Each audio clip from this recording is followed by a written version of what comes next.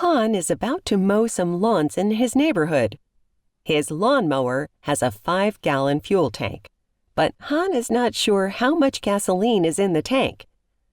He knows, however, that the lawnmower uses 4/10 of a gallon of gasoline per hour of mowing.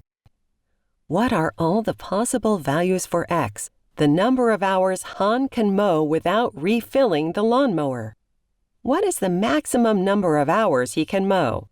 Divide the total number of gallons by the number of gallons per hour.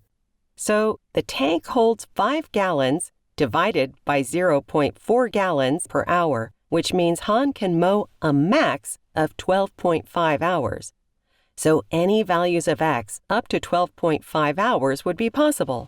Divide the 5 gallons by 0.6 gallon per hour, and the lawnmower would run for 16.7 hours without refilling the gas tank.